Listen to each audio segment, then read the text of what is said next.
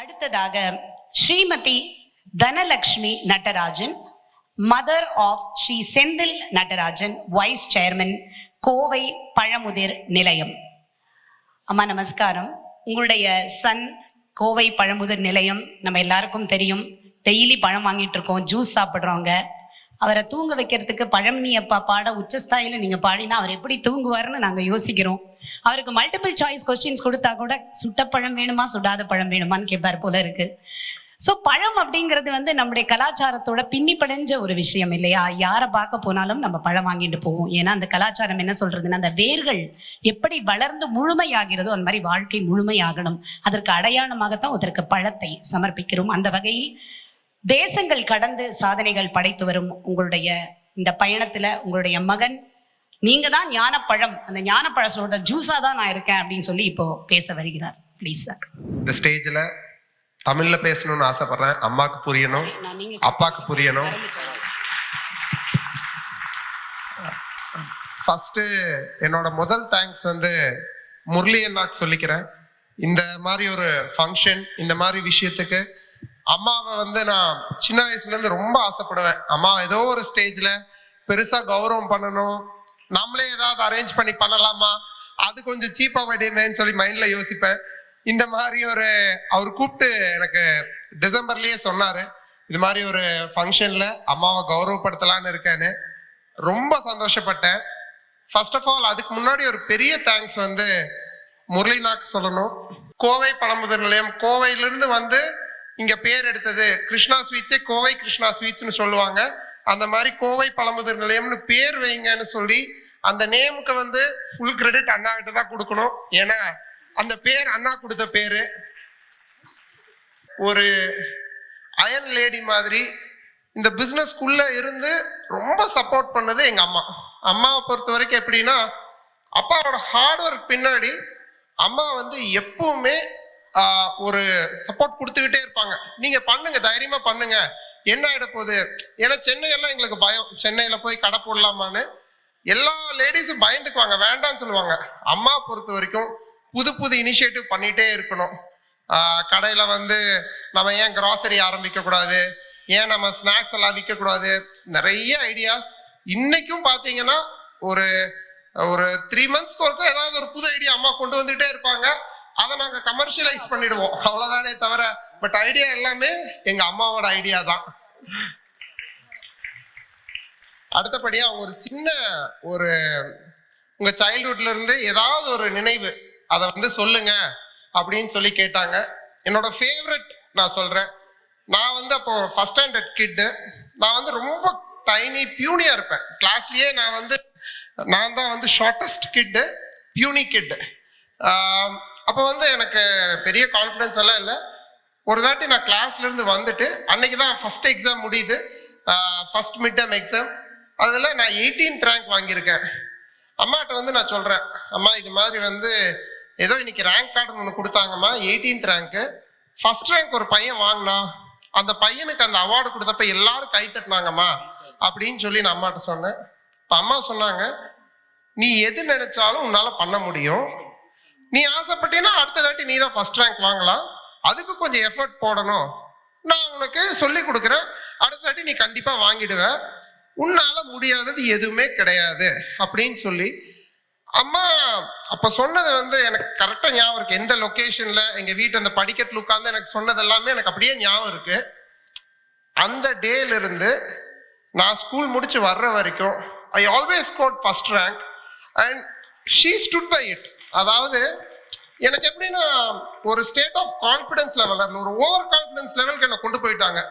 எப்படின்னா ஸ்கூல்ல எந்த ஒரு ஃபங்க்ஷன், எந்த ஒரு அவார்டு கிடைச்சாலும் she will ensure that I receive that award by her hard work. அதாவது அடுத்தடுத்தது she will keep doing her hard work in me getting multiple awards. என்ன ஸ்டேஜ் ஏற்றி அவார்டு வாங்க வச்சுக்கிட்டே இருப்பாங்க. At some stage I started believing, நம்ம எது மனசு வச்சாலும் எஃபர்ட் போட்டால் நம்மளால அது பண்ணிட முடியும்னு. இன்னைக்கு வரைக்கும் I will always been a very happy kid thanks to that confidence that mother gave. So என்னோட பெரிய கிஃப்டா நான் நினைக்கிறது எங்க அம்மா எனக்கு அந்த வயசுல கொடுத்த confidence that gave us so much happiness. And இன்னைக்கும் எங்கள் ஃபேமிலி ஒன்றா இருக்கணும், நான் ஒய்ஃப் கிட்ஸ் அப்பா அம்மா எல்லாம் ஒன்றா இருக்கோன்னா அதுக்கு காரணம் அம்மாவோட அந்த தாட் ப்ராசஸ். அவங்க ஃபஸ்ட்டே சொல்லிட்டாங்க, என் கடைசி வரைக்கும் என் பேரங்களோட உங்களோட நான் ஒன்றா இருப்பேன், அதுக்கு whatever it takes we will டூன்னு. அதுக்கு தகுந்த மாதிரி மை ஒய்ஃப் மை கிட்ஸ் அப்பா அம்மா எல்லாம் ஒன்றா இருக்கும். ரொம்ப சந்தோஷமா இருக்கும். இந்த ஸ்டேஜில் இந்த மாதிரி ஒரு சான்ஸ் கொடுத்ததுக்கு, எங்களோட பிஸ்னஸ் இந்த அளவுக்கு பண்ணதுக்கும் முரளினாக்கும் for ever grateful. Thank you so much all. அடுத்ததாக Shrimati KM Dhanam, mother of doctor KM Annamalai, chancellor the Gandhigram rural institute, ministry of education, government of India. இவர் ஒரு எக்ஸ்பர்ட் பிசியோதெரபிஸ்ட் மட்டுமல்ல, எல்லைகளை தாண்டி செயல்பட்டவர். அப்பல்லோ ஹாஸ்பிட்டல்ஸ் அகமதாபாத்ல ஹெட் ஆஃப் பிசியோதெரப்பியாக பணியாற்றியவர். 23 ஆண்டுகளாக மேலான தீவிரமான அனுபவம் அவருக்கு.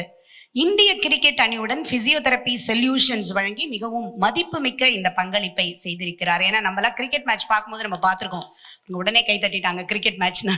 கிரிக்கெட் மேட்ச்ல டோனியோ இல்ல தெண்டுல்கரோ யாருக்கோ அடிபட்டதுன்னா அதுதானே சார் கரெக்ட் தானே நான் சொல்றது, உடனே ஓடி இப்படி ஒரு திருப்பு அப்படி ஒரு திருப்பு, ஐயோ நம்மளுக்கு அது வரைக்கும் திக்கு திக்கு திக்குன்னு இருக்கும், சரியாய் டக்குன்னு எழுந்து ஓடி போயிடுவாங்க. அந்த ஒரு மிகத்தான பங்களிப்பு எத்தனை பேரோட உள்ளங்களுக்கு ஒரு உற்சாகத்தை ஏற்படுத்தும் ஒரு மகத்தான பணி. ரூரல் ஹெல்த் அண்ட் சானிடேஷன் துறையிலையும் தொடர்ச்சியாக சேவையாற்றி வருகிறார். 10,000க்கும் அதிகமான ப்ரொஃபஷனல்ஸை பயிற்றுவித்தவர். எர்கோனாமிக் சொல்யூஷன்ஸ் என்று சொல்லுவாங்க பாருங்க, நம்ம சீட்டிங் போஸ்டர் கரெக்ஷன், அந்த டைனமிக்ஸ்லையும் இந்த மாதிரி இவ்வளவு பெரிய ஒரு மகத்தான சேவையை செய்ய என்னை தூண்டியது, என்னை உருவாக்கியது, என்னை வழிநடத்தியது என்னுடைய அம்மா தான் சொல்ல வர்றாங்க. எல்லாருக்கும் என்னோட இனிய மாலை வணக்கம். நான் கொஞ்சம் நர்வஸாக இருக்கேன், ஏன்னா ஸ்டேஜில் நான் நிறையா ரொம்ப நான் ஃப்ளூயண்ட்டாக பேச முடியாது. பட் அதே நேரத்தில் நான் கொஞ்சம் எமோஷ்னலாகவும் இருக்கேன். ஏன்னா எனக்கு இந்த ஆப்பர்ச்சுனிட்டி எங்கள் அம்மாவுக்கு நான் I'm going to honour her. ஏன்னா நான் இந்த இடத்துல நிற்கிறதுக்கு I should say thanks to Almighty. கடவுள் ஒன்று தான். அதுக்கு அடுத்து நான் சொல்லணுன்னா, முரளி சார் எனக்கு இப்போ ஒரு எனக்கு எப்படி தெரியும் அப்படிங்கிறது, நான் இந்த ப்ரோக்ராம்க்கு எப்படி வந்தேன் அப்படிங்கிற அந்த பாத்வேவை நான் சொல்லணும்னு ஆசைப்பட்றேன் ஃபஸ்ட்டு. ஏன்னா இந்த மாதிரி ஒரு ப்ரெஷியஸ் டைமில் ஒரு ப்ரெஷியஸான பூஜாவில் நான் பங்கெடுத்துக்கிறேன் அப்படிங்கிறதுக்கு முக்கிய காரணம் நான் சொல்லணுன்னா, என்னோட நண்பர் ஹம்சராஜ் சார். அவர் ஒரு ஃபிசியோதெரபிஸ்ட் இங்கே சென்னையில், நிறைய பேருக்கு தெரியும். ஸோ அவர் தான் நான் இங்கே வர்றதுக்கான முதல் ஸ்டெப். எங்கள் அம்மா ஆக்சுவலாக சின்ன வயசுலேருந்து சொல்லும்போது ஒன்று தான் சொல்லுவாங்க, நான் படிக்கலடா, பிள்ளைங்கள்லாம் படிச்சிடணும் அப்படிம்பாங்க. ஸோ அந்த ஒரு சின்ன ஒரு ஒரு what you can call it as ஒரு இன்ஸ்டிங்க்ட். அவங்க அது எவ்வளோ தூரம் மனசால அந்த எஜுகேஷனுங்கிறது எவ்வளோ முக்கியம் அப்படிங்கிறத சொல்லுவாங்க. படிப்புங்கிறது ரொம்ப முக்கியம், நான் படிக்கலை, நீங்கள்லாம் படிச்சிடணும், இந்த ஒரு விஷயத்த மட்டும் அடிக்கடி சொல்லுவாங்க. ஸோ உண்மையாக சொல்லப்போனால் அது எப்படி படிக்கிறதுன்னு எங்களுக்கு தெரியாது. ஆக்சுவலாக படிக்கணுங்கிறது தெரியும், ஆனால் எப்படி படிக்கணுங்கிறது தெரியாது. அவங்கள என்ன பண்ணுவாங்கன்னா, அவங்களால சொல்ல முடியாது எப்படி படிக்கணும்ன்ட்டு. அவங்கள்ட்ட ஒரு சொல்யூஷன்ஸ் இருந்துச்சு. எந்த ப்ராப்ளம் இருந்தாலும் அவங்களுக்கு ஒரு சொல்யூஷன் இருக்கும். அந்த சொல்யூஷனை நான் கற்றுக்கிட்டேன், அவ்வளோதான். அது என்ன சொல்யூஷன்னா, எங்கள் அம்மா எனக்கு கற்றுக் கொடுத்தது பக்தி அண்டு நிறைய இன்ஸ்பிரேஷன்ஸ், நிறைய ரோல் மாடல்ஸ். அதுக்கப்புறம் நான் குஜராத் போனேன், அங்கே போய் ஒர்க் ஃபார் எர்த்குவேக். அந்த எர்த்குவேக் டயத்தில் நான் இருக்கனா இல்லையானே எங்கள் அம்மாவுக்கு இங்கே தெரியாது, நான் கம்யூனிகேட் பண்ண முடியல. ஸோ அவங்க ஒரு 3-4 டேஸ் சாப்பிடாம தூங்காமல் அம்மாவும் அப்பாவும் நான் இருக்கனா இல்லையா அப்படிங்கிற ஒரு இதிலே இருந்தாங்க. But all this journey, tough ஜேர்னிஸில் எனக்கு ஹெல்ப் பண்ணது பக்தி. அதனால தான் I want to talk a word. Whom was not a place to create. Whom is not a place to create. It was a first temple. It was a first temple where my soul got boarded. My soul got boarded before the mystery of my life, because I am passing from a known moment to the unknown moment every time. இன்னொரு விஷயம் அம்மா இன்னொன்று சொல்லி கொடுத்தாங்க. ஒரு age ஆகி இப்போ அது மாதிரி அண்ணன் தங்கச்சி எல்லாரையுமே ஈவனாக பார்ப்பாங்க. எங்கள் அம்மா யாரையும் தனியாக, எங்கள் அண்ணனும் சரி தங்கச்சியும் சரி எல்லாம் சேர்ந்து ஒன்றா ஒரு சப்போர்ட்டிவாக இருப்போம். யாரையும் தனியாக பார்க்க மாட்டாங்க. ஈவனாக தான் வச்சுக்குவாங்க எல்லாரையுமே. அது மாதிரி அவங்க 2 விஷயம் பண்ணுவாங்க. ஒன்று என்னன்னா, கம்ஃபர்ட் ஜோனும் கொடுப்பாங்க, சேலஞ்சஸும் கொடுப்பாங்க. ஸோ இந்த கம்ஃபர்ட் ஜோனுக்கும் சேலஞ்சுக்கும் நடுவில் தான் we just walked around. So இந்த கம்ஃபர்ட்டும் சேலஞ்சும் ஈவனாக இருந்தது. அது even distribution due to God's grace. Again நான் காடுக்கு தான் போவேன். So God's grace. So we went on that. So அதனால வந்து என்ன ஆயிடுச்சுன்னா, ஒரு ஆர்கிடெக்சரல் இம்பேலன்ஸ் இல்லாமல் we designed our self. So அது வந்து எங்களுக்கு வந்து ரொம்ப சந்தோஷமான விஷயம். அது போக வந்து எனக்கு கல்யாணம் ஆகும்போது எங்கள் அம்மா ஒரு வார்த்தை சொன்னாங்க. அது அவங்களுக்கு ஞாபகம் இருக்குன்னு தெரியல. என்ன சொன்னாங்கன்னா, நீ கல்யாணம் ஆகி போகிற, என் ஒய்ஃப் இருக்காங்க, அவளுக்கு வந்து அப்பா இருந்தாங்க. அப்பா அம்மா ஒரே பொண்ணு. இப்போ சொன்னாங்க, நீ போகிற, அவங்க உனக்கு ஒரு அம்மா அப்பா, பி இன் மைண்ட். இந்த வார்த்தையை சொல்லி அனுப்பிச்சாங்க. ஸோ அந்த வார்த்தை வந்து எனக்கு இன்னைக்கு வரைக்கும் இருக்கு. So still I am looking அவங்கள அம்மா அப்பா அப்படி தான் நான் யோசிப்பேன். ஸோ அந்த மாதிரி எங்கள் அம்மா எந்த இடத்துல வந்து அந்த மைன்யூட்டாக ஒரு சின்ன ட்விஸ்ட்டை பண்ணிட்டு போயிடுவாங்க. அந்த ட்விஸ்ட்டில் வந்து I will just move around. So பக்தி, ரைட் டைமில் ரைட் அட்வைஸ் அண்டு ஒரு ப்ராப்பரான க்ரோத் பேட்டர்னுக்கு வந்து ஒரு இது பண்ணாங்க. அது மாதிரி இன்னொன்று நான் சொல்கிறேன். நான் ஃபஸ்ட்டு வந்து சான்சலர் ஆகிட்டு I am second time continuing as a chancellor in Gandhigram. So chancellor ஆனதுக்கப்புறம் நான் வந்து சொல்கிறேன், அம்மா it's I'm become a chancellor, இது வந்து ஈக்குவல் டு கவர்னர் ரேங்கிங் அப்படின்னு சொல்கிறேன். இதுக்கு முன்னாடி அங்கே சான்சலர் இருந்தவங்கலாம் vice president of India. So I got this honour in the young age அப்படிங்கிறேன். ஒரே வார்த்தை, ஓ அப்படியா, ஓகே ஓகே. அவங்கள பொறுத்தளவுக்கு ஓ அப்படியா அப்படின்ட்டு, சரி நீ அதெல்லாம் விடு, நீ எப்போ மதுரைக்கு வர்ற, அவ்வளோதான், நீ எப்போ மதுரைக்கு வர, அது ஓகே, அது ஓகே, அதுக்கு வந்து வாழ்த்துக்கள், நீ எப்போ மதுரைக்கு வர, அவங்களுக்கு பொறுத்தளவுக்கு அது ஓகே, நீ வர்ற இப்போ, அவ்வளோதான். இன்னைக்கு எங்கள் அம்மா வந்து நான் ஊர்ல இருந்து போகும்போது அவங்க என் முன்னாடி வருவாங்க. முன்னாடி வந்து அவங்க வந்ததுக்கு அப்புறம் தான் நான் போவேன். ஸோ அவங்க வந்து எப்படின்னா, அவங்க சின்ன அட்டாச்மெண்ட் பண்ணுவாங்க. அந்த அட்டாச்மெண்ட் நம்மளை அறியாமல் நமக்கு அது வந்து ஒரு மோட்டிவேஷன் ஃபேக்டராக கிடைக்கும். ஸோ அதனால நான் என்ன சொல்றேன்னா, இன்னைக்கு நம்ம மிஸ் பண்ற ஒரு காம்பனண்ட் என் லைஃப்ல வந்து பெரிய பிளே ஆச்சுன்னா அது பக்தி.